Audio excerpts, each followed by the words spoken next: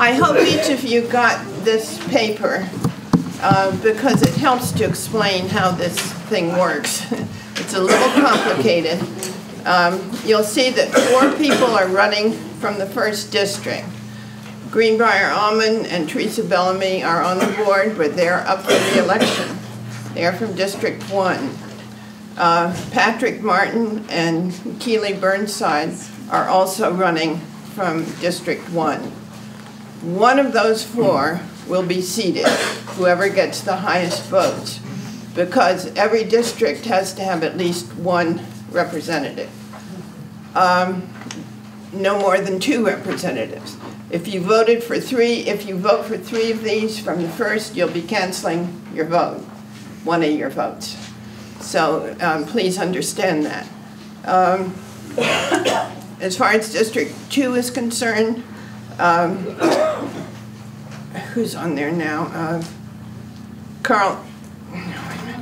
Alan Suter is that right? Yeah. Yes. He's from District, now I'm mixed up.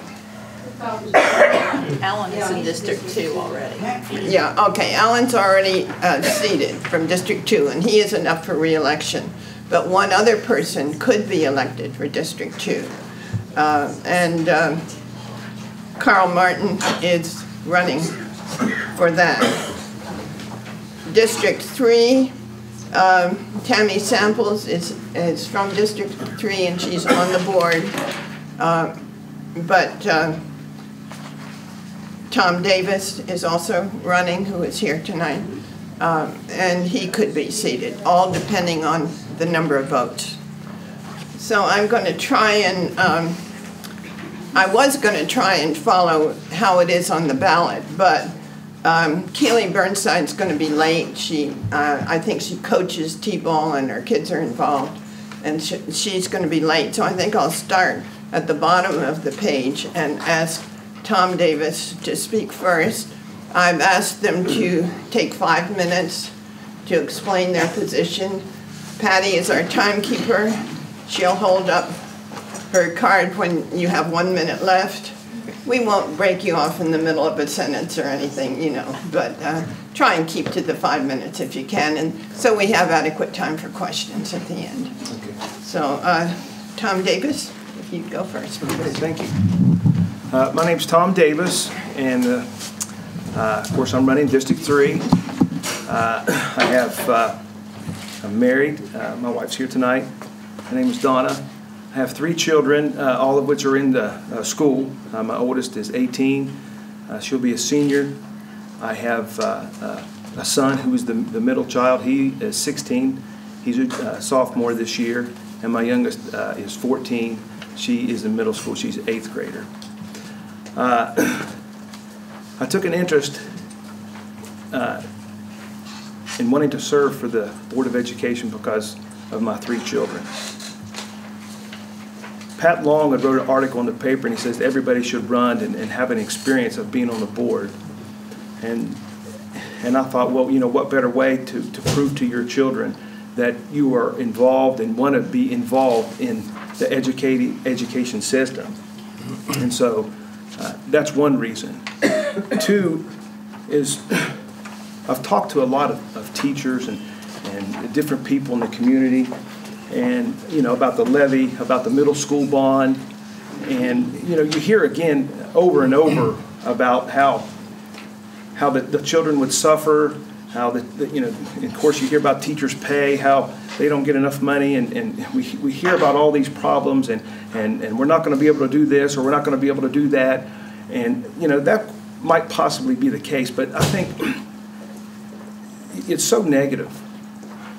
Rather than, you know, saying those things, you know, why not say, yeah, it's going to be tough, but we still can do it.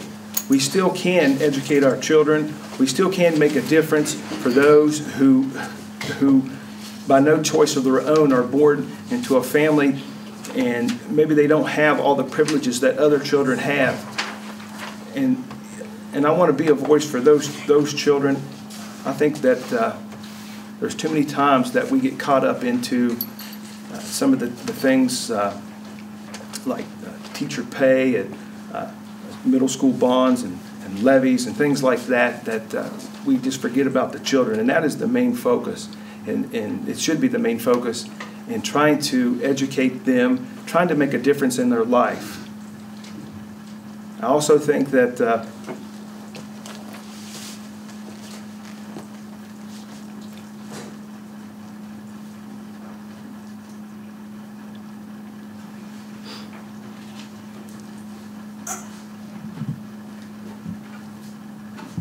I just believe that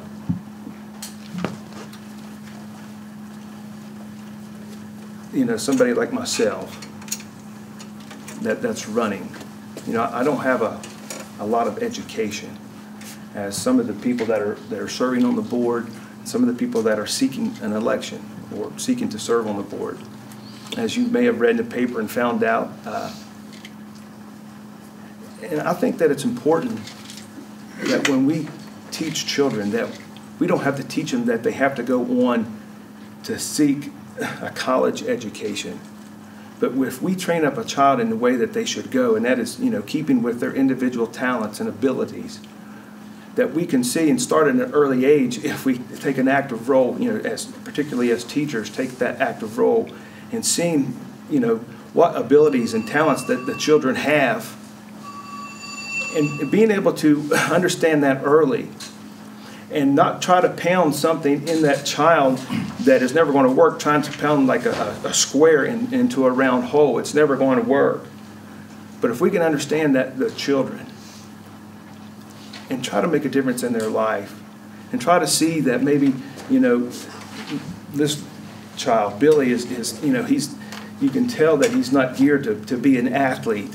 You can tell that he's more, he likes the outdoors, but he's good with his hands, and so he's not so good with the curriculum at school. He's not so good at math. So if we work with Billy and try to understand that he's good with hands-on stuff, and understand that we can make a difference in his life.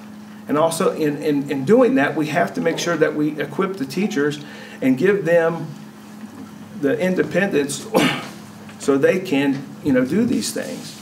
And that comes with making sure that the principal is able to listen to the teacher, to have that line of communication.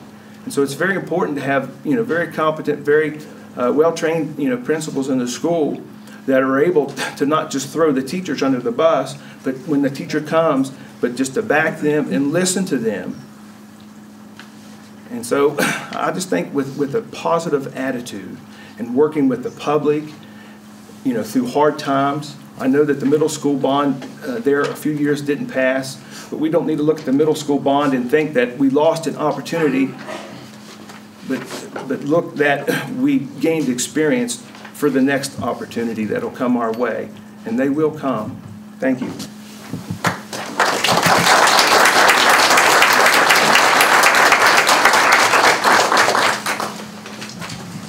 Okay, running for District 2 is Carl Martin, and he couldn't come this evening, but he did send me this letter, which I'm going to read to you. I regret to inform you that I'll not be able to attend your Meet Your Candidate evening being held on April 30th. I have a prior commitment that I have been unable to change. My motivation to run for a school board comes from my own educational experience. I'm a graduate from Buchanan Upshur High School, have a bachelor's degree in business management from Wesleyan College. If elected, I would offer an open door policy to students, teachers, administrators, parents, and our community. I want our kids to be prepared for success, whether they choose a skilled or professional pathway. I believe that proper education is key to a successful community, country, and world. I welcome anyone who has questions to feel free to contact me via telephone or email. And he gives his number and his email. Thank you for the invitation. So this brings us to Precinct 1. And I hope that Keely will be able to come before we're finished here. Teresa, why don't you go first? I'm Teresa Bellamy, as many of you know, and I'm running for re-election. my initial reason for being on the board, I grew up in a family that was engrossed in education. My mother was in education, my sister was in education, I had 2 aunts in education. So I grew up in a family of educators, and education was #1 in our family, in our home. I didn't know anything else. Then I married to an educator. He's been in higher ed, so we've had experience with higher ed. But what really got to me is once you have children, you look at the world differently. And I wanted my children to have the best education possible and their friends to have the best education possible. And children are just precious. Ms. McComas knows me fairly well. If it's a child, I'm there willing to help. But I think I agree with Mr. Davis. I don't think all kids are geared to go to college. I think we have a lot of kids who are very talented, whether they are mechanics or whether they want to go out into the oil fields, whatever that may be. I have 2 sons, one that just recently graduated from high school, and he's in college. That's his choice. He has a very good friend, though, that chose a different route. He's going to school to become a diesel mechanic, and he's doing extremely well. And they're both very bright kids. I have another son who is a junior at high school, and he hasn't quite chosen what he wants to do yet. He's still looking at that. But whatever he chooses, we're going to support that, and I think we need to do that as a community, support the kids in whatever they choose. I grew up not really thinking I would go to college. I thought I'd go directly into the workforce, which I did. I went into the workforce. I worked in manufacturing for about 15 years. And then I decided to go back to school. I had the opportunity to do that, and I did. And that helped me see kind of an overall picture from manufacturing side, where you have folks coming straight out of high school into a job market, and how they proceeded through and how they interacted in their job, and some brilliant people. But I want to give the teachers, the administrators, the tools they need to make our schools better, to give our kids an opportunity to compete not only in our local community, but worldwide. We have some kids who probably won't stay here when they graduate. I would like to think all our kids would, but they probably won't. But I want to be able to give our teachers the tools that they need in the classroom, outside of the classroom, and our administrators. It takes all of us working together to give them these tools. I think we've made great strides in our school. I'm running for re-election simply because we have gotten started with so many good things. We now have pro-officers in the middle school and the high school, which I think has brought down a lot of the infractions that we were seeing, whether it be fights or whatever. But these pro-officers are doing much more than just there for safety and to patrol the halls. Our pro-officer at the high school is helping out in classrooms and helping teach some things to kids. I know he's working with a group of kids right now. They're doing a research project on how to conduct an investigation. And a lot of those kids may not go to college. They may wind up on our local police force. And I think our levy monies go to help those kind of things. A lot of folks have said to me, well, if the state mandates it, the state will pay for it. Well, that would be great. That would be wonderful, but that doesn't happen. We fall short. So we have the levy. And I think those monies go to great things. It helps us with our substitutes. It helps us with materials in the classroom, helps with curriculum, and I'd like to continue some of those. We've expanded at the high school, our farm area, the agriculture. They're now expanding that, having more offerings, which is going to help our local farmers.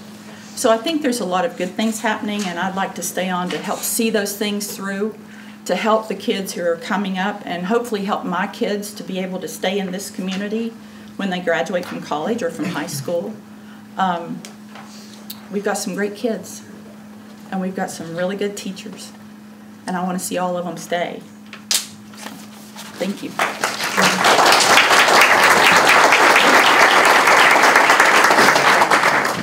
Okay, Dr. Greenbrier Ullman. Well, before I came up tonight, I was a little bit nervous, and so my wife, she's still in the Philippines, but she emailed me and said, win or lose, I still love you. So everything's okay. I think I can survive whatever happens. And I didn't realize Patty was a timekeeper, so I've thrown her off by having a platform that I asked her to pass out ahead of time. And now I get an extra minute, right? Because you lost track. But I've watched Steve Foster and other people, when they give presentations, they give handouts with facts and so forth. So I wanted to be up to date here. But I'm running for re-election. I've enjoyed the 4 years. It seems like it's gone by so quickly. Aubrey Wilson, if you remember, our Strawberry King and perennial one to run for election, won the school board 4 years ago, and then served one meeting, and then lo and behold, died. And so I had been in church with Aubrey all the time, men's Bible study and this and that, and I said, well, I never thought I'd run for office, but I know what Aubrey stood for, so I ran. And at that time, there were a lot of behavioral scientists running. I'm a psychiatrist, and there were social workers and psychologists, and there were 5 of us who were in behavioral science running. And I didn't realize, but the common man knows something, I guess, at some level, and there are a lot of behavioral problems in school, so I guess that was what we were feeling when we had the last election. I looked over the slate this time. There seems to be a lot of business people, so maybe money problems are what we're into, but we'll see. But I want to just touch on some of the things that I believe in and let you know that I'll take a firm stand on these things, so you'll know where I stand. The first one is enhancing quality education now and in the future.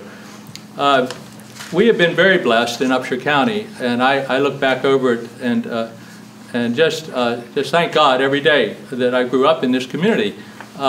It seemed that over the years we had exceptional teachers. Often it was a combination, like Teresa here serving on the school board, and then her husband teaching at the college, and that type of education back and forth. When the college grew and did well, we got 2 for 1. Sometimes we would have exceptional teachers coming to town, not both of them at Wesleyan, but maybe one in the public school.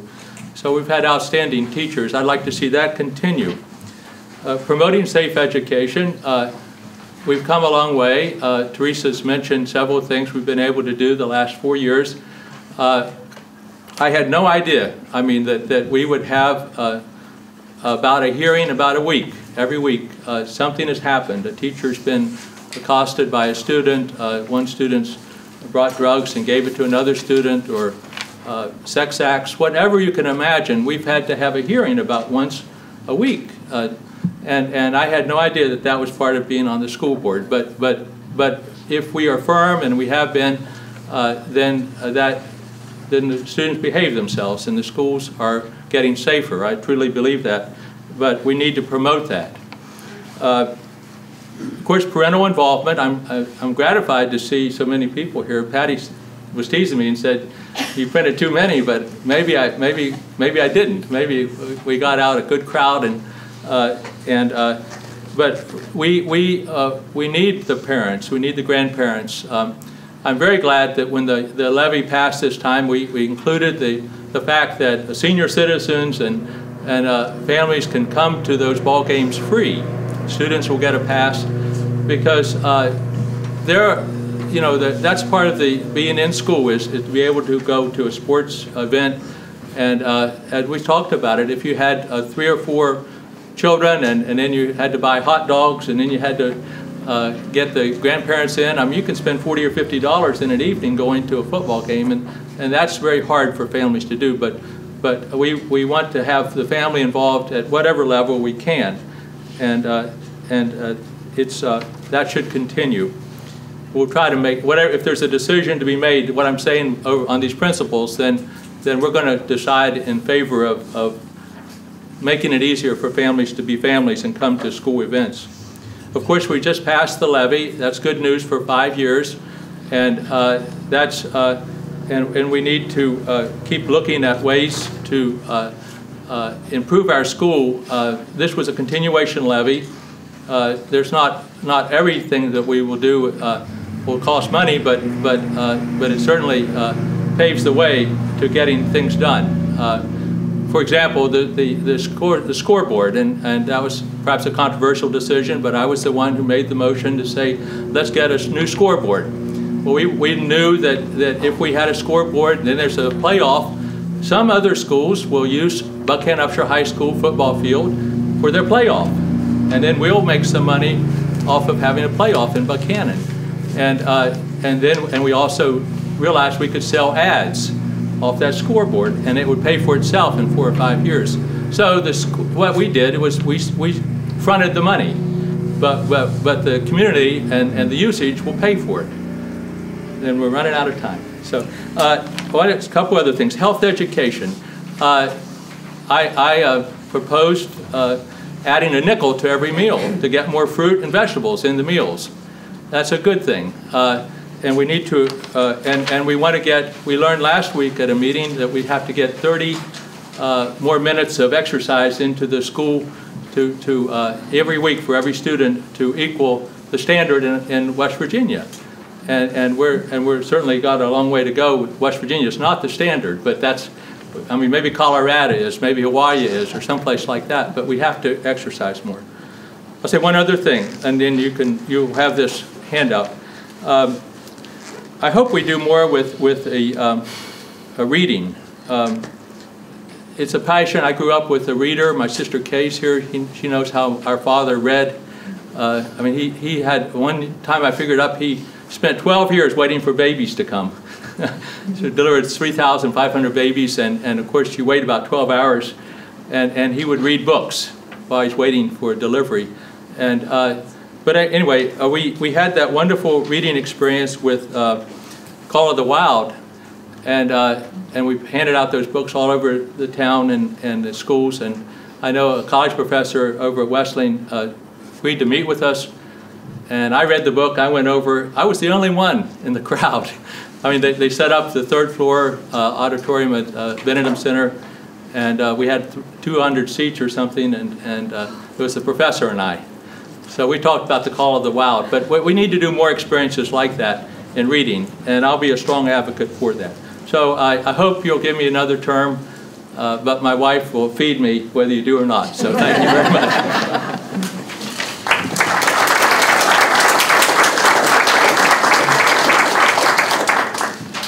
Patrick Martin is also running from the 1st District. He called and told me he couldn't come. I offered to have him send a representative or give me a statement to read as his brother did, but he didn't take advantage of that opportunity. I would suggest that we go to questions now, and if Keely comes in time, we'll give her 5 minutes, if that's okay with the rest of you. So let's open it up for questions. Please. Do you think that we should have a new middle school? And if so, why? And if not, why not? Each of you, please. Just, okay, however you want to do it. I'll start. Having had 2 sons that just went recently, in recent years, went through the middle school. Can you hear her if she's seated, or should she stand up? You want me to stand up? Better. I just had 2 sons that in just recent years went through the middle school, and I saw some of the issues there. As we bring more technology in, which our world is basically requiring us to do to be able to function in this world, the way the middle school's built, the years, I know there's different sections, and I can't remember the exact date. The first section is 1950 something, and maybe Mrs. Bland, maybe you can. the electrical 20 can't. something, yeah. Yeah. Speaking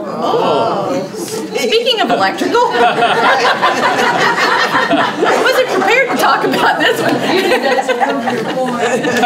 Yeah. All right, right now, turn it off. Electrical wire. Time's up, Teresa. Time's up. Time's up. Oh. Time's up. Take as long as you want. But we saw some issues as we had to bring in more computers, make more computer labs. It was more difficult for the electrical to carry all of that. And there were some issues. My son, for one, got shocked. And he wasn't hurt, I mean, but it's just an issue that I saw growing as technology grew and there was more need for more computers and that sort of thing. And when you start trying to make renovations to a school like that, at the time it was built, there was a lot of asbestos. And we discussed that in a lot of our meetings, the expense it takes to abate that. The first time I heard numbers, I was like really taken aback. I knew it was expensive, I didn't know how expensive it was. We can do small modifications to that school and limp along, I think, but I think we're going to have to look at some point really seriously considering building another school. And I think we have more kids coming into the community through places hopefully like Corhart, like the college, people coming in and bringing their kids. We're going to have to look at what that school can offer. Having said that, I think there are uses for that should we get to the point we can build a new school. I think we have to look at a big picture. We have to look at not just abandoning that building. That building still, I think, has uses. It just doesn't suit the growing needs of a school system. So I think we have to, look at the bigger picture. And just because we say maybe we're going to build a school doesn't mean we need to leave that one just sitting. I can't stand to see a building just abandoned and let it sit and deteriorate and fall to the ground. I think that's wasteful. I think you need to look for other uses for those kinds of things. When we move out of a house, we don't leave it sitting. We use it for other, we either rent it or whatever. And I think that's what we need to do with that. So. Go ahead. Yeah, if you want to. Go ahead. I think that the school, it's inevitable. I mean, it's not going to last for, forever. It's just like an automobile, really. I mean, you get an automobile and you run it for as long as you can, and you put money into it, and you try to, and you're saving money the whole time because you know that down the road you're going to have to buy another vehicle. You get longer years out of a school, out of a building. If you take care of the structure, it can last for a long, long time. I think it was built really well. Most schools are. They're held to a strict, a guideline with their building. But having said that, we are back to, down the road we're going to be faced with the challenge of how are we going to fund a new school. Of course, the last middle school bond, it did fail. And I'll just tell you now that I voted no for on the middle school bond. And it came at a hard time. As you know, that we refer to it as the Great Recession now. We were just right in the height of that. And it was a very hard sell to tell the taxpayer that they were going to have to pay another $100 and some or more, depending, I suppose, on your taxes, for the next 10 years or so. And then it would be taken off. And so, people questioned that. They didn't know whether to believe that or not. And it was just a hard time. And it's not saying that it's any easier now, but I think that was the case. And so, but we are going to have to build a new school. And I think that's where working together and taking advantage of other opportunities. I know that may have been a lost opportunity to not have taken advantage of that school bond. And to match that money, I think it was $13 million. But more opportunities will come. I've always been told, to, go slow. Don't make a rush decision. I don't know, because I didn't serve on the board, I don't know if they were making a rush decision or not. I mean, the money come, and so they really, I guess they had to make a decision. But if you can't afford it, you just can't afford it. So I think that as we work together, when another opportunity comes, that, the Board of Education can work with the people in saying, this is how important this is. This is the shape of the school. And I believe that's what's going to happen, because it is out there. I think people now are taking the initiative to go ahead and investigate for themselves, how dire need is this school, and do we need another one? But I can tell you this, that it's not rumors that, that the school system, that school is has some cracks and some flaws. It was built a long time ago, so obviously the wiring is not like it could be or needs to be. The heating system probably has been updated over the years, and so, that's flawed. The roof is flawed, and so it leaks, and so it's constantly, you got to put money into that. I work for the water board, so I know that they have that they have issues there with that, and so you have all sorts of issues. And so we need to make those available, for the public to read, so they can relax, and just not make them available, but we want them to believe, So, and I think that's the big thing is people don't want to be deceived. In do we really need something? But to Teresa's point, when she said about, she hates to see an empty building. I don't think anybody wants to see an empty building necessarily, but they don't want to see a building that's soaking our pocketbooks. That happens, a lot too. And so I don't think that needs to happen. If the building is old, there's, get a new school, tear that one down, make it a green lot, do something there. Let's, make it a playing fields for the youth or whatever. But let's not sink a bunch of money. But if we're going to do that, then let's not build a new school. Let's just keep that one and go ahead and sink money into it. Why build a new school and then tear or just sink money into that one? I don't think that would go over well. So, but as the time comes closer, for that to happen, for the decision to be made on that, I believe if we, kind of have the roundtable discussion and, really work hard on solving some of those problems, I think we can do it, and I think we can do it very optimistically, as we face these challenges. It's not something that, we need to do secretively, but we just, search out and seek out people that want to get involved, and make it known in the community, and I think we can do it. I think we can. Well, I was in favor of the new school. I was coming onto the board at that time.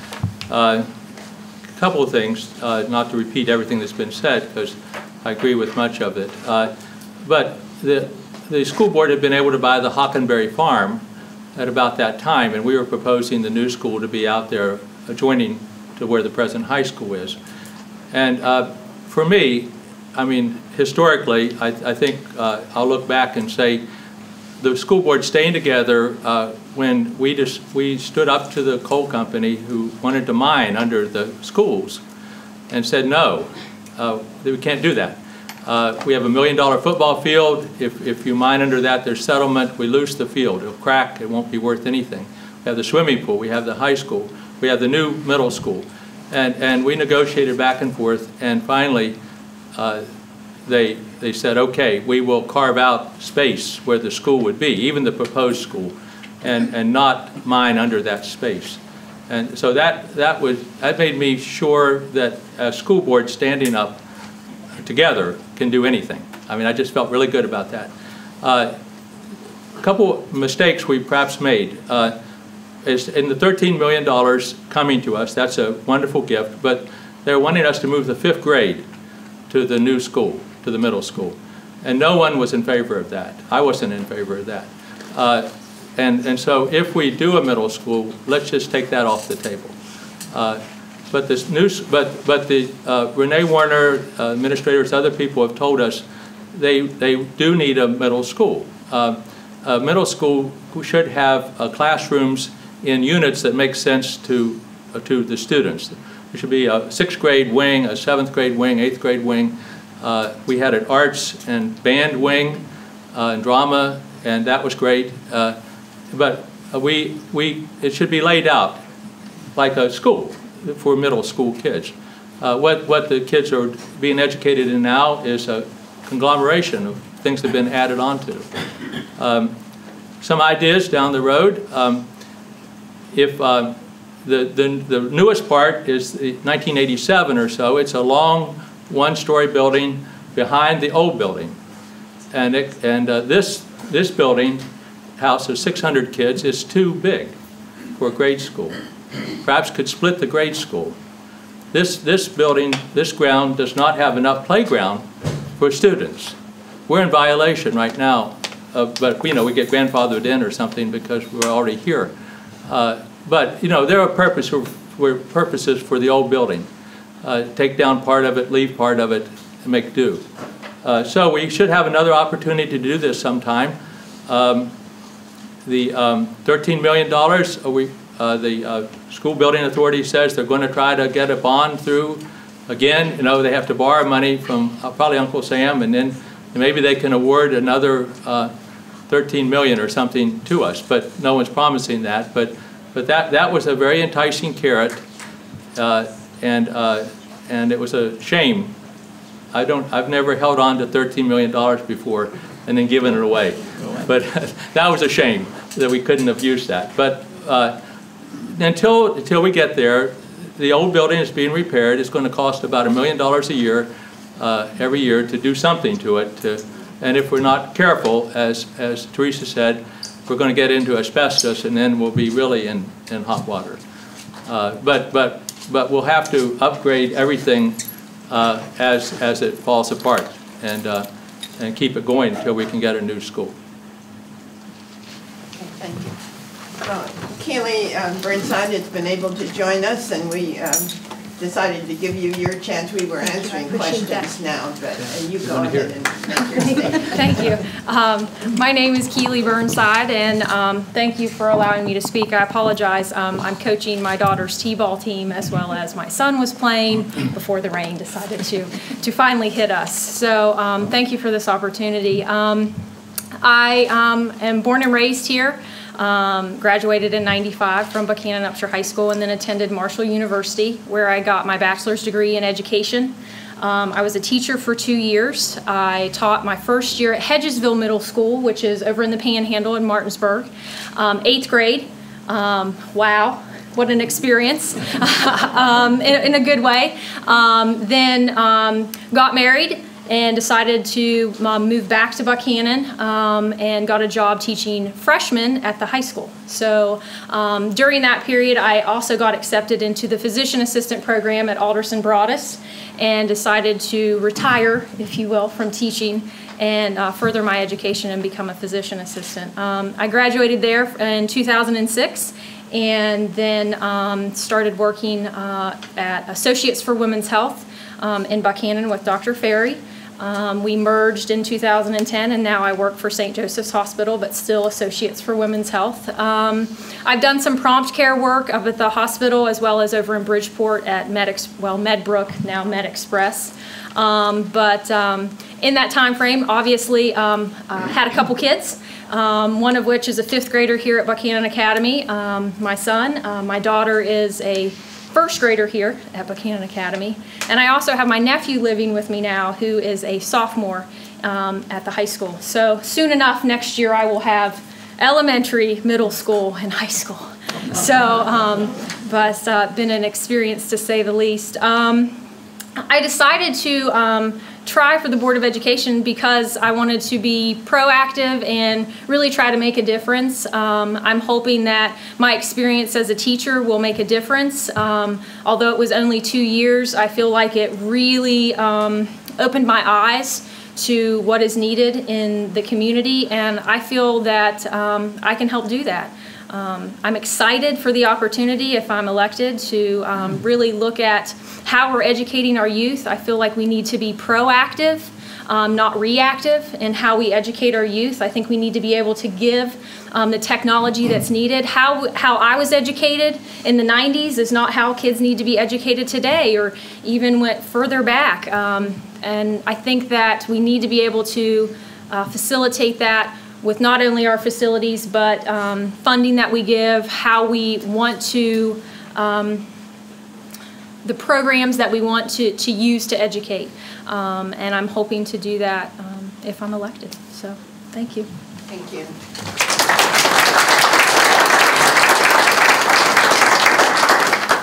Are there additional questions?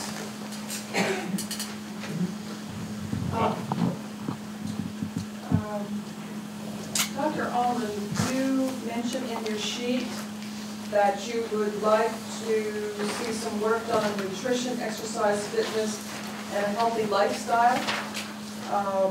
Can you give examples of how the Board of Education could facilitate that? Okay, sure. Well, a couple of things happening so far, and then other directions to go in.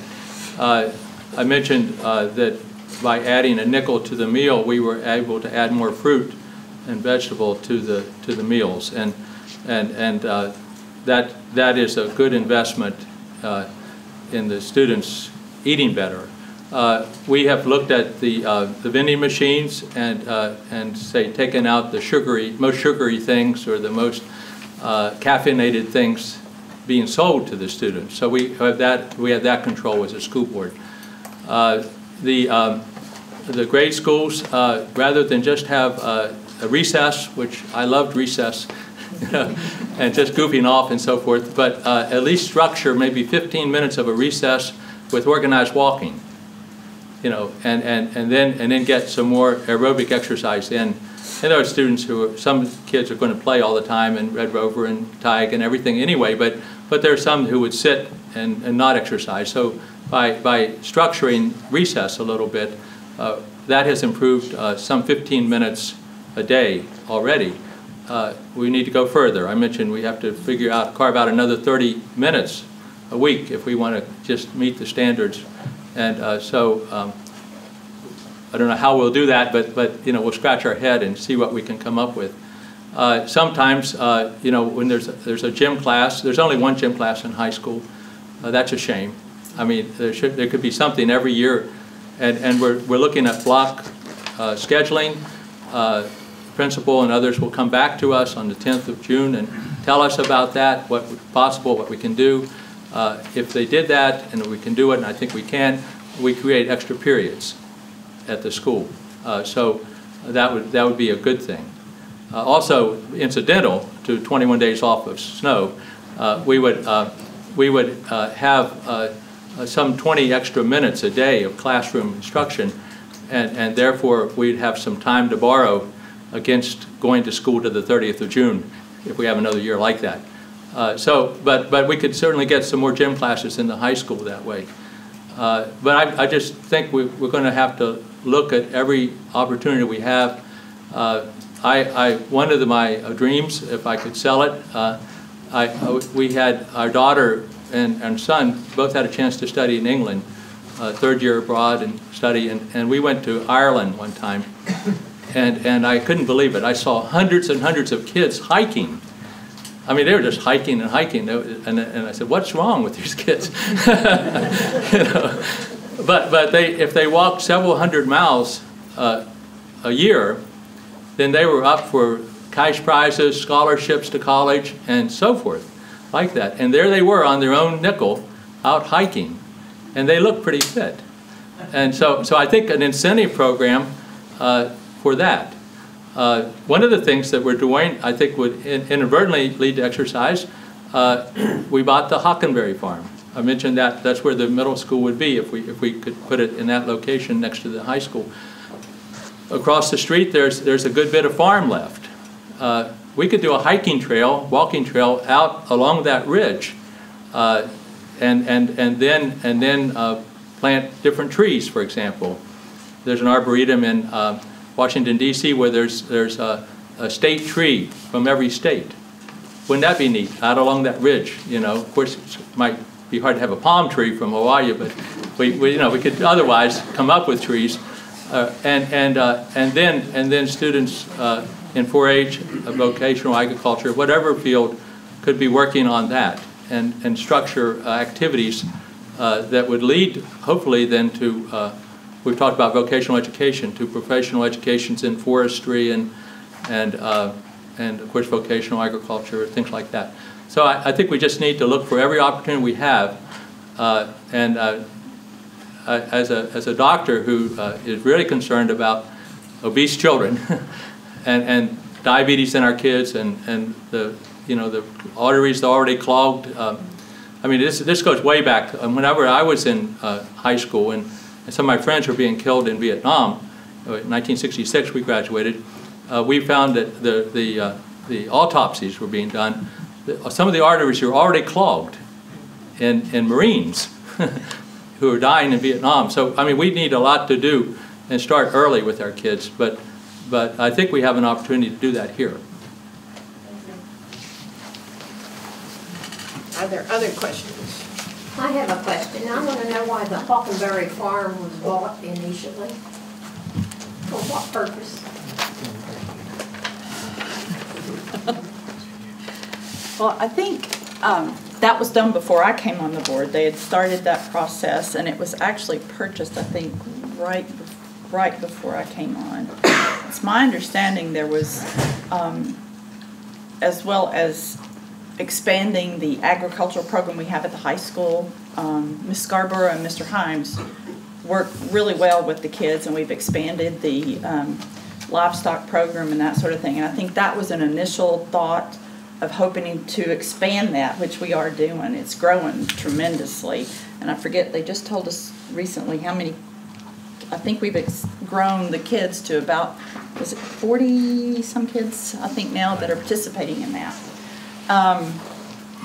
As far as what their initial thoughts were with the rest of the land on the side where the high school is, I think there had been talk of some sort of school, whether it be in a middle school or what, and I don't know if that was their original plan or not. But I do know, as far as the agricultural program, they were wanting to use to kind of expand that, because there's a pond and some other things on that side with the barn and all that. So. But it's never been used for anything. We're using it now, yes. Okay. Yes, they're using it. The kids are using it now. They're, as far as the barn, we've gotten some donations of people wanting to help the kids to help paint that barn, get it back into order. We have some folks that have their horses on there now. They're looking at growing crops to be used at the high school initially. There's some big plans. Ms. Scarborough is writing grants. She's written several grants already to get monies to help expand that program, the agricultural program.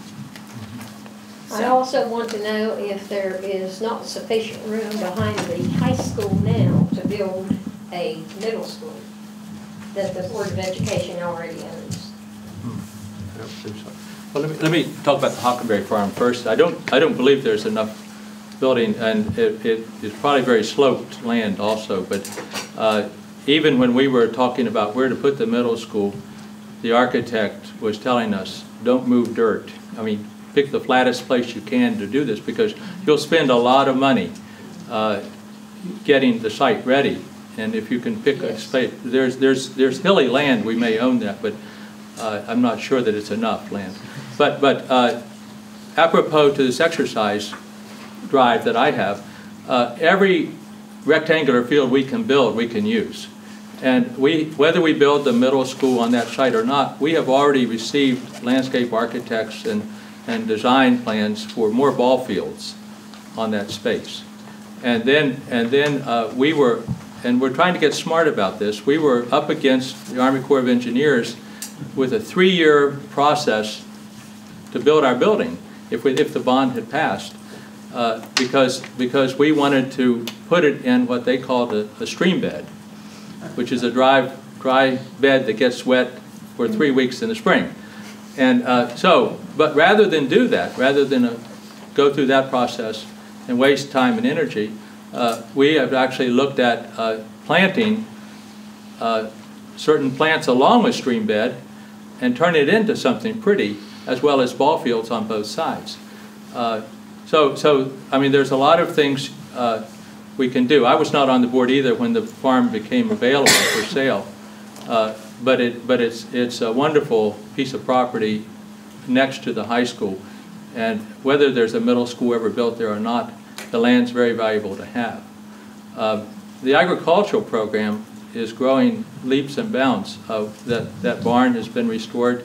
There's more land there that we can use, and that is, you know, part of what we want to train is food independence. I put that on my platform too. But there are 3 counties in the United States that raise more food than any other counties. One of them, of course, is in California, and it's all land that has to be irrigated and a lot of chemicals and so forth. But the other 2 are Amish land, similar to what we have in Upshur County, up in Pennsylvania and Ohio. We could be raising a lot of food here, and we have a team of students and people interested in that. So having that ground is very important for us. My third question. Okay. Are there any plans in the works for the sewage situation at the school at Hodgesville? I myself don't know of any such plans for anything like that. I mean, I work for the city, but I'm not aware of any such plans. You know, I'd like to ask you a question. Was you referring about land behind the middle school or land behind the high school? Land behind the high school. Okay. I thought they owned a lot of land behind the high school. Okay. I don't know anything about what it's like. I have never been back there. Now, I have seen maps of that land and the county. It's really hard looking at those maps. I don't know if y'all can hear me or not. When we were looking at where we could possibly build practice fields and things like that for different things, because we've started some new club sports for kids to be able to play, to expand the program.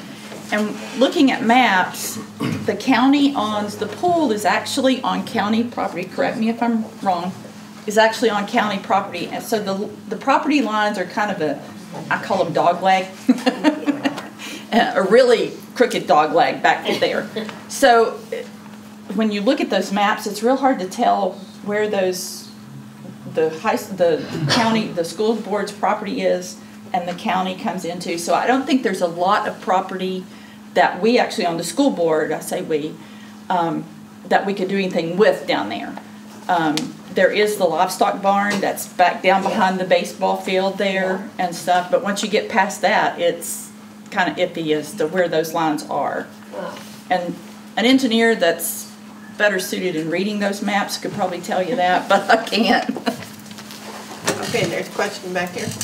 Yeah, I'd just like to hear each of you briefly sound off on your opinions on Common Core. Okay.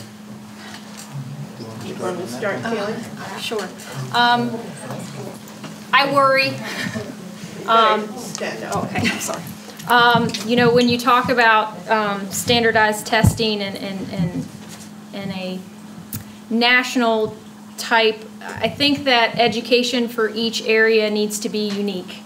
That how students in California can't necessarily be educated the way students in West Virginia are. And when you talk about standardized testing and things like that, I'm always a little hesitant about it. I'll be honest, I haven't read enough to really say which side of the fence I'm on.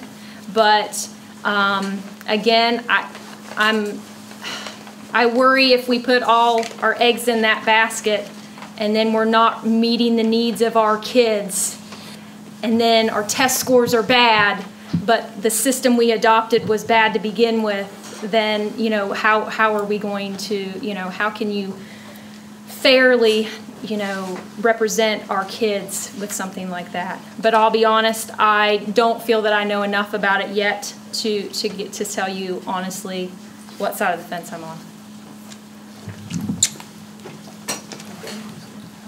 would you like to go next?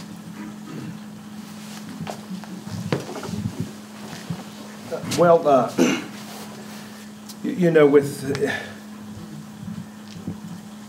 the way that the education system works, the way that I understand it is a lot of things are mandated from the, you know, you got federal mandates and you got state mandates, and you have the school system that work towards getting money that go to each school. So they really, you know, they try, everything is geared around receiving this funding that they get for each child, and they have to pass tests, and they have to be able to do this, and so, you know, the rushing kids in and trying to teach them math so they can keep up with the other countries, because as you know, the United States is, as an industrialized country, is way down on the list behind some of these, in some cases, even third world countries are above us in education. So, you know, what we used to do, I think, worked well, but we're somehow, and this happens over and over again, they try to reinvent the wheel, and I think they're trying to do that again. And that's why I said, you know, with some of these kids trying to pound a square peg into a round hole, if I don't know how much authority that the board has actually, you know, to tell teachers what they do, but I do think that if teachers can at least have an attentive ear from their principal, and let the principal, so the principal's listening to their concerns in teaching children, that I think, you know, that in itself can make a big difference. You know, I don't think that as a board goes that they could have incentive. You know, Greenbrier-Ullman talked about incentive programs, but you know, for children, I don't know if there's incentive programs that you can do for teachers. But I did have some teachers say that, you know, not necessarily money, but just having, you know, the staff support them and back them makes a big difference. And so I think that we need to have, and it starts from, you know, just community involvement, and then, you know, the board, and you have the superintendent, which the board elects, that you want to make sure that you have that superintendent that's there, that is, you know, that is a very good people person, able to, you know, grade people, and so that they can make sure that, you know, that the principals for each school is the very competent, you know, candidate for that school. So when, you know, teachers come with their concerns to the principal, I guess that chain of command, you know, they go to that principal has to listen. And so I think, you know, we need to start there. I don't think there's any teacher that likes working towards something that they know that doesn't work. And they would like to have a system put in place that they can feel like they're independent, that they can teach the group of kids that they have, that they can work with that group of kids, rather than have state government or federal government saying, no, this is what we need to do. You know, right now, Buchanan is trying to work with the home rule. It's a program that gives each city an opportunity to try to govern, you know, their city as it needs to be, rather than have the state tell each city what to do. Boy, wouldn't it be nice if each school district could, you know, take these kids and be able to teach them how they need to be taught. And it, you know, it's basically like somebody stepping into your house and telling you as a parent, this is what you need to do for your children. Anybody that has children know that if you have 3 or 4 kids, then you've got 3 or 4 different personalities. And so what's good for one is not going to be good for all of them. And so I'm an advocate for education. But I think that we need, if we had, and the teachers had that ability to just be able to help these kids on an individual basis. And I know sometimes maybe they have 30 kids and they're not structured to really take the time to do so. But if we, you know, if they had that ability, and if we somehow could be able to allow them to have that, I think that would make a tremendous difference and being able to educate children and making a big difference. Thank you. I'll go to something I'm more familiar with and then come back to Common Core. But if someone asked me over the years of 40 years of practicing medicine, do we need health care reform? I'd say yes. Did we need the Affordable Care Act the way it's being implemented? I'd say no. So the devil's in the details sometimes as to what we get. But when my kids were in the 3rd and 4th grade, we moved to Oklahoma. I was going to teach in a medical school, and they were really distressed about that because they were going to go to a school system that was ahead of our school system here. And they caught up, they did wonderfully well, and everything turned out great, but it was true. They were about a half a year or more away, off schedule for teaching. So in principle, we have textbooks, national textbooks. We're a small state. We buy textbooks that have been approved in Texas or California or someplace else. We use their textbooks. And so we're following a pattern that's almost universal anyway. The new textbooks we get also are computerized. If a child misses 21 days of school, if they have a smartphone or some other device at home, regular computer, they could have their lessons at home, and these would be master plans already structured. So many lessons every day at the student's speed. So yes, we should have a common education across America. We should. Will it be implemented right? I don't know. It sometimes gets very complex when someone from the top hands down the rules.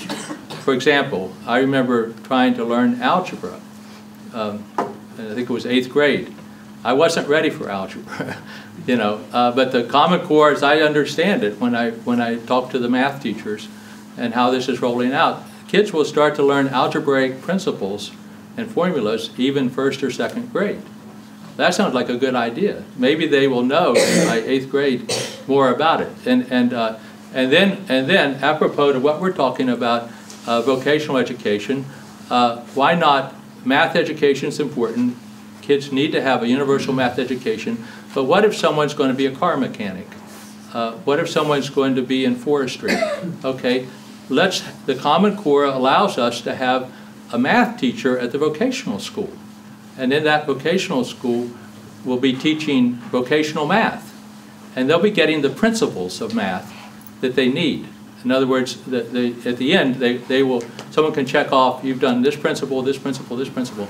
And that's better than having a student go back and forth to the high school to take a math course that they don't want to take, that they might fail anyway. If you can show them that it's going to make sense to them, if they're going to run their own business and they need to know how to run a cash register and do taxes and do everything else, and they know business math and they know how to set an engine right and so forth, and the math involved, then teaching math that way will make sense. And the Common Core considers that. Now, will it roll out that way? Will it be implemented that way? We're all scratching our head.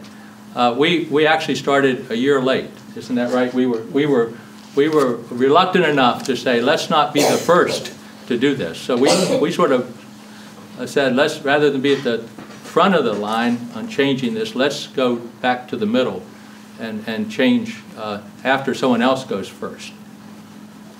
But I think it's coming, and the principle we talked about, we have to keep up with the rest of the world. I mean, I know something about the Philippines. The Filipinos are studying very, very, very hard because, and they're growing at 7 or 8% a year, and they have the factories that we used to have. I mean, General Motors, General Electric. I mean, there's factories the size of Weirton that we used to have the steel mill at Weirton, and you see factories that run on for 5 or 10 miles, and you say, what is this? And why are they having them in the Philippines? But, you know, the labor market's changed. It's a worldwide market, and we have to keep up with that. So teaching math, teaching some of these other things differently is coming.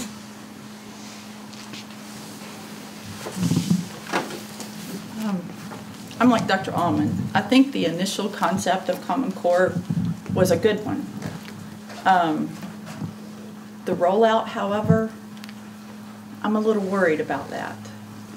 I think having the Common Core and teaching all kids, you know, the math and the things that they need is that in theory it sounds wonderful, but in real practice, is it going to work? The other thing that bothers me a little bit about it is, and you all know as well as I do, you have the high achievers and then you have those on the lower end. What's that going to do to the kids that are in the middle and on that lower end? Nobody's been able to explain to me how they're going to be handled. It bothers me also about Common Core that the gentleman who supposedly started Common Core and started writing Common Core, he's now decided he needs to rewrite the ACT exam. So are we teaching to an exam? Is that the goal? I don't know. I haven't got those answers yet. Dr. Allman also commented that as a board, we chose to wait a year instead of being one of the first to go out with Common Core. And we made that decision after talking with several of our teachers who were really involved in trying to come up with not textbooks, because They don't have textbooks yet. there are no textbooks for Common Core, okay? Some counties and some states have been compiling parts of textbooks, I guess, in order to be able to teach Common Core. So a lot of our teachers that were on these state committees had questions of their own, and our teachers are the professionals. We have to go on their expertise and their feeling of how this is going to work in our county, not in New York, not in Florida, not wherever. And that's what we did. We had those teachers come, I remember at least 3 times. We kept asking them to come back because we had so many questions. And like Keeley, I'm holding out. I don't want to shoot it down because it may be a really good thing, but I think we jumped into it really fast. And I say we, I mean we as a country jumped into the idea really fast instead of thinking it through before we started bringing it to the states and all that stuff. So we're going to do it. I mean, it's kind of like we do have a choice, but we don't have a choice, if that makes sense. And like I said, my concern is when we do roll this out, when you have the average students and those that are coming below average, you know, we want to get everybody to where they need to be. But what is this teaching them, you know, algebraic concepts, and they have trouble with just doing multiplication? You know, how's that going to work? And we're hoping someone can show us that. We've got some really good folks that are representing our county at the state level in these discussions. So, and we're listening real closely to those folks. So I'm holding out on my vote, yay or nay, as of this point. Will you have any autonomy whatsoever for Common Core, or you have to adopt it just like the Affordable Care Act? There's no left or right, you have to just adopt it, and if you violate that, you risk losing money, is that correct? Well,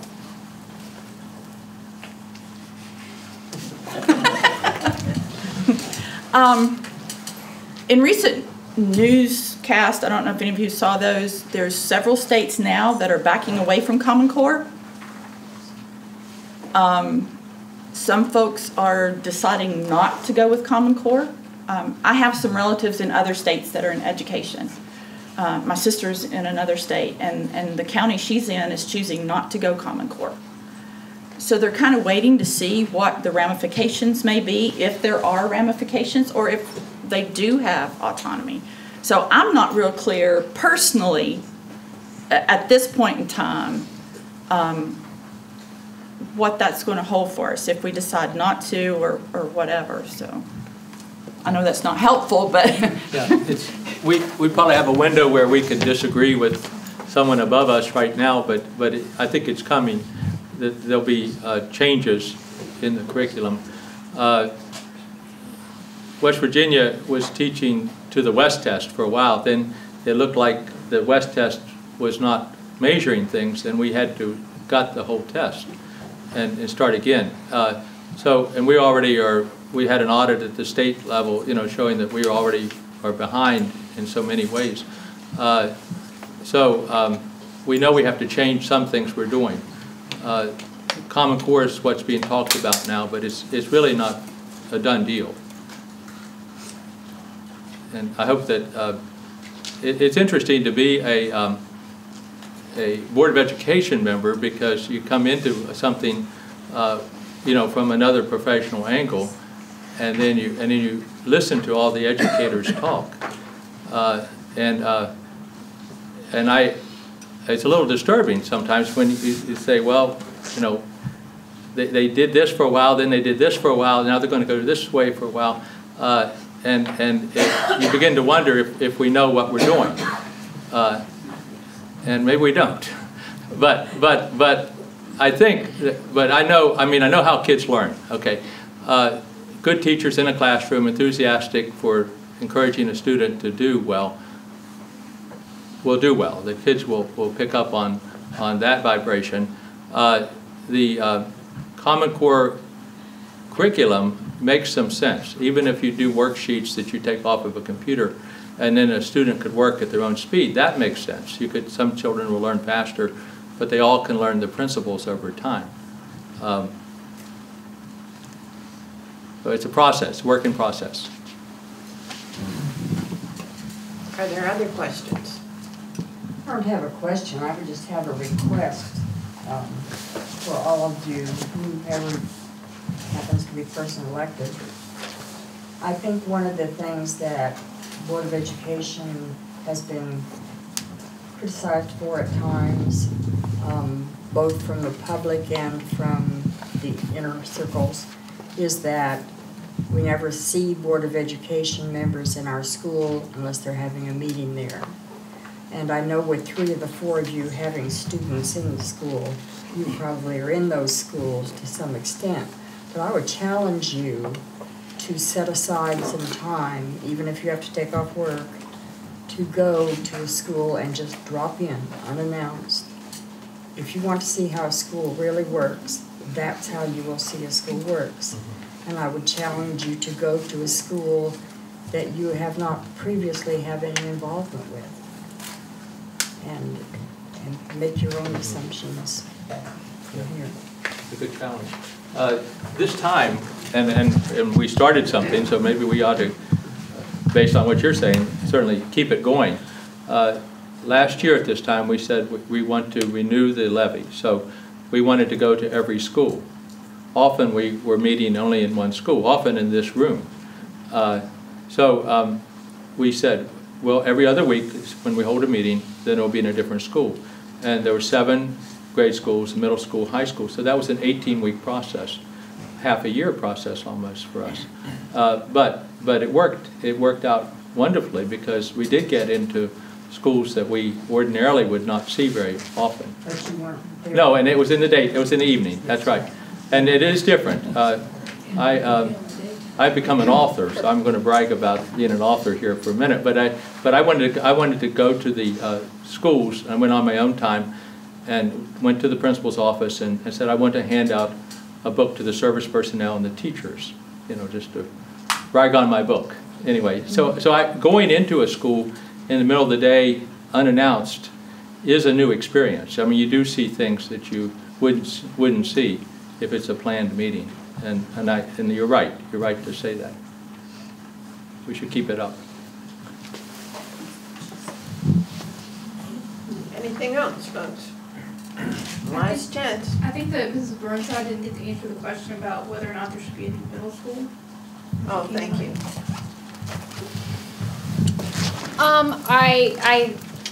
Yes. Logistically, where it should be, or financially, we could talk about that probably till we're blue in the face. But I mean, if you walk into the middle school, you can see what is needed quite easily. I mean, it's outdated. Just technology alone to be able to get these classrooms up to date, you're seeing things like that. Not that that is bad by any extreme, but then things up on walls, there's clutter, you know, this drop-down screens are over windows, you know, just, you know, they're just trying to do the best that they can. The bathrooms are outdated, you know, the cafeteria, and, you know, there's just things upon things that are needed.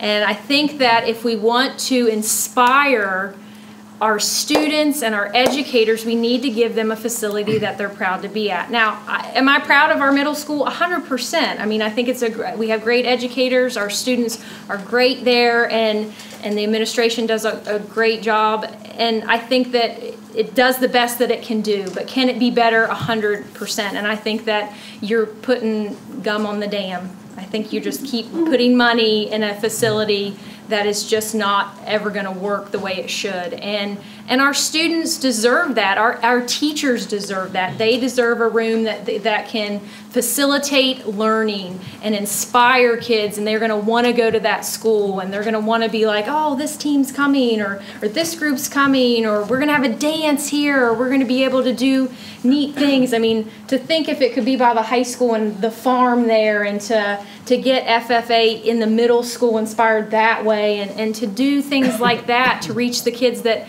maybe aren't going to go to college but want to be farmers or agriculture or whatever. And I don't know, just to me it's exciting. And as a parent, to think that my kids could possibly go to that school if we do it, I think that it would be, I think it's great. And yes, I support it 100%. Did I say one other thing about the middle school? Just the whole deal. I mean, how we're doing it. I was just coming on the board. The decision was already made to go forward with the bond, and so I wasn't in on the decision. But I was aware that the school building authority had never offered us $13 million before, and maybe we're Republican County, or I mean, I could have my own reasons why they never got around to us. But when they got around to us, wasn't that a wonderful opportunity for us to go forward? And of course, it was a down time, the Great Recession, and it was a down time for us.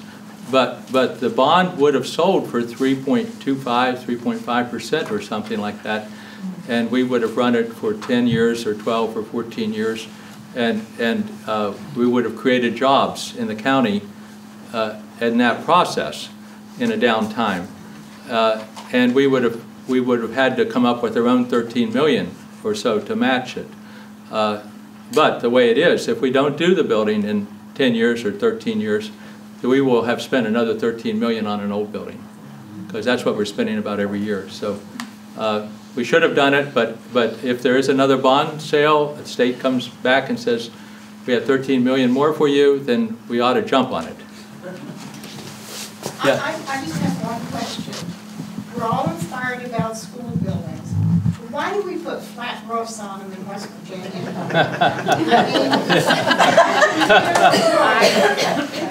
Why do we put flat roofs? Even that wonderful building we had out on Brushy Fork, that's a flat roof. I'm not a builder, and I'm just a girl. But I'm going to put a flat roof on it. Yeah. And by the way, where's my quarter H? We don't have any power here at the school board, but I'd like to know what a quarter H is. I just want to ask that. I have something to say. I'll be happy to take that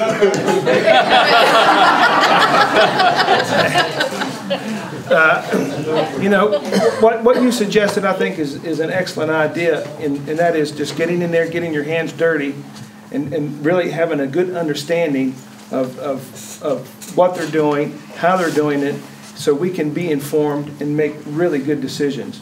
And I think that's what it's really about, is being informed, and, you know, so you can make good decisions, informing, you know, the taxpayer, the voter, so that you can make good decisions. And but you know, I'd like to tell you a story. It's really an inspiring story, and it's about Rick Hoyt and Dick Hoyt. Some of you may know who I'm talking about.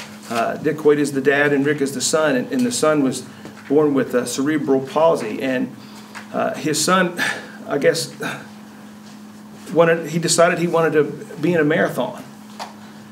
And of course, everybody probably looked at him and said, "You can't be in a marathon. You can't run. There's just no way." And his dad said, "You just can't."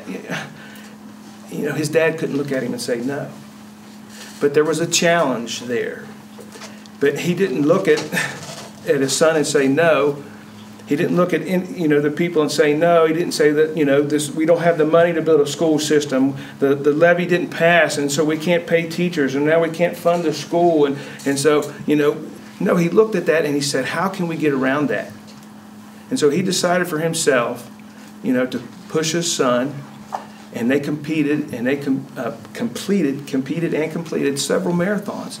And this last one, the Boston Marathon, was their last. I think Dick Hoyt was 70 years old, but he looked at that challenge and he accepted that and he did that. And so I think we're faced with many challenges, and the question is how are we going to take on these new challenges? Whether it's the curriculum, how we're going to teach it, the food in the school, how are we going to keep kids, we give them good food, but they take the tray and they dump it into the garbage, and so what good did it do them? And there's challenges there. So and people are fed up about spending money and saying, we're fed up with programs, but there's challenges there. And I think that if we stay positive and we do get in there and get our hands dirty, that we can and will come up with a solution. But we got to be determined. We can't throw kids under the bus because just because they're poor or they don't have somebody that's helping them. We need to, as a community, to stand behind those kids and make it and help and be there for them. And so I'm telling you that we can overcome. We can face these challenges and we can meet them and we can be overcomers. Dick Hoyt was an overcomer. His son is an overcomer. They did it. People said they couldn't do it. We can do it. We don't have to comply to maybe rules and regulations that's being handed down. We can be different. We can set out to be different. We can raise the bar. We can set a new standard. All it takes is courage and a vision. And so I just ask you as a community, that if I am elected, I will work toward that end. And so I would just thank you for your time and for coming out tonight. Bunny, may I ask something? And this is to the board and if you all. I've heard about the teachers. I've heard about the school system, the teaching. Has anyone ever suggested a round table with the students? No one's listening to the students. I've been very involved this year with the high school students. And their biggest complaint is, why doesn't anyone listen to us? Is there a possibility, or are you allowed we have a round table? We have on the board, we started about a year ago having a student rep as a board member. They're a non-voting board member, and that person changes every semester. Okay, right now McKenna Poling is the student rep on our board. She, or the person, I won't just say her, right, but that person has been very involved in talking with the student government folks at the high school, in having discussions with some of the teachers, with students, and bringing those concerns or suggestions back to the board. Okay. And we've had some really good things come out of that. But now, does this involve the middle? Do you have the same thing in the middle We do schools, not have a the middle grade school. schools? We do not have a middle school rep. Because I know in the grade schools, I know it's hard there. But sometimes we need to listen to them when they're small. It is. Yeah. And I think what we do there is we have a lot of the teachers, a lot of the directors that are at the board office are in the middle schools more. Miss Johnson, Jody Johnson, works with Title I, and she's in the middle schools a lot. I mean, elementary schools, I'm sorry. And she hears a lot of those things, so we're really kind of dependent on those. The younger kids, I think, could be very intimidated. Right, but I In have to a agree with thing. her. You need to go into these classrooms. And I totally agree. We don't get out there Yeah. as often. I was a substitute for several years, and that gave me a real insight. It's not like an everyday teacher that goes in, but you get to deal with all different situations, and some that probably a regular teacher doesn't deal with just because you are the substitute. And I try to periodically go into different schools. My child's at the high school, so I try not to be there, okay? Because I can't walk into that school and be a parent at this point. But I try periodically to go to some of the other schools. I don't do it as often as I'd like to, just because of work and other things that are going on. But I do visit other schools some, and it is a different, you see a whole different take than when we go have our meetings in the evenings there. I like to just go and see the kids and see how excited they get over things that are going on in the schools.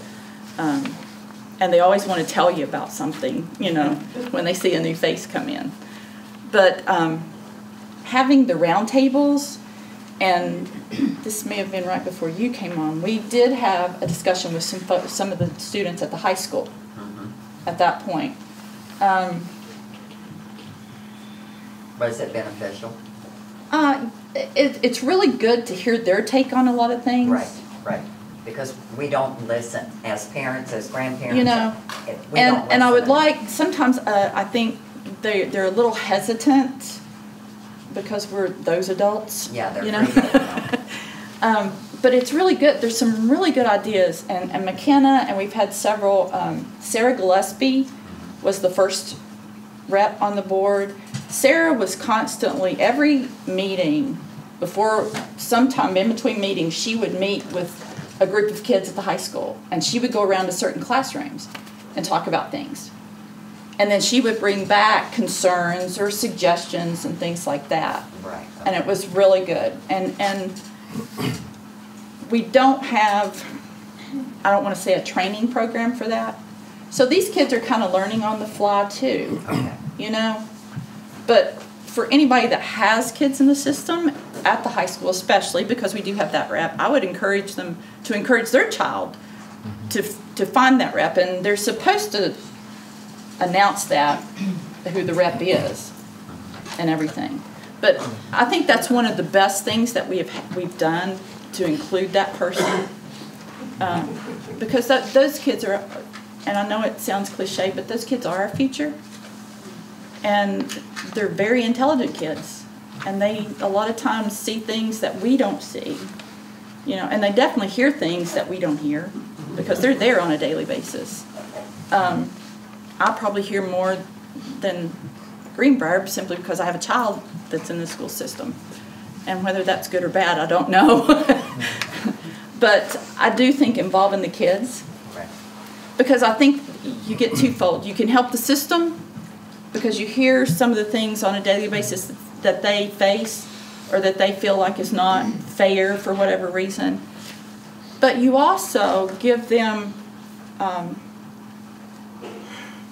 the confidence that they are a contributing citizen, and hopefully they'll want to stay in this community. I guess as a mom who has a child now in college, my fear is he'll graduate from college and move away and won't see him. I want to keep him here, And I think the sooner we let them know that we're there for them as a whole, not just the board, but as a whole, the better our community's going to be. We'll just grow and grow and grow. And we had a challenge to the board to go to the schools. I'd like to challenge all of you to come to a board meeting. We get real excited when this room is full, when we come to a board meeting. Not so excited when you see the same three faces at a board meeting. So if you ever have a chance, come out to a board meeting. They're always in the paper. We'd love to have you, love to have your input, because we don't have all the answers. I don't know of anybody that has all the answers, but I think together we can come up with a better solution. to whatever the situation may be. So I'd like to challenge you all. Thank you. Just add on to what you're saying.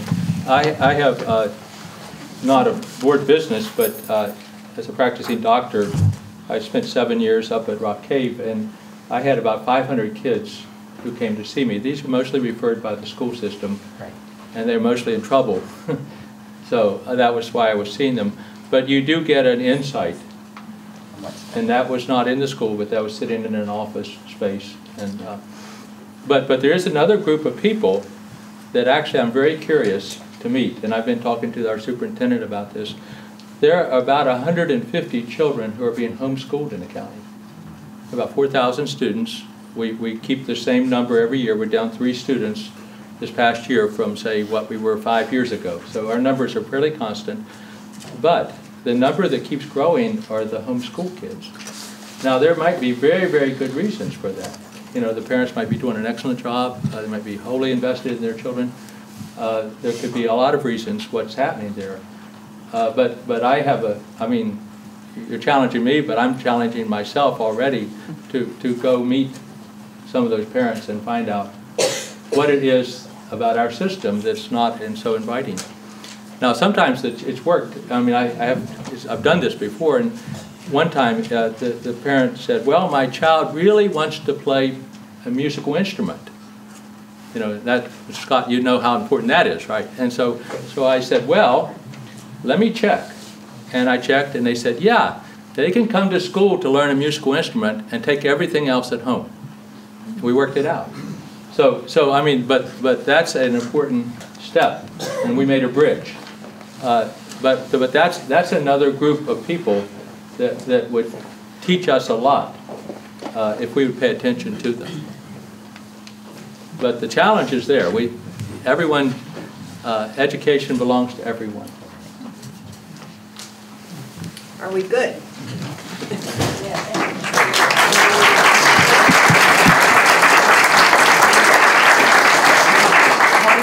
Very quick question. Not so much a question as a comment. You're a parent, homeschooling, I know. You've met me before. Yes, I have, yes. yes. I'm a homeschooling parent. Right, yeah. And anytime any of you guys want to come out, there's a meeting every Wednesday. Okay. At Buchanan Alliance, okay. Up on the hill there, and you'd be welcome, I'm sure. We'll find you. Okay, thank you. I'd like to thank all of you for coming, and I'd certainly like to thank the candidates for coming and sharing their views with us. And voting started today, and the election itself is on the 13th.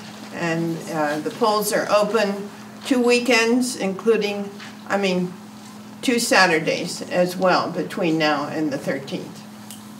Thanks a lot for coming. Thank you, Bunny. Doing that.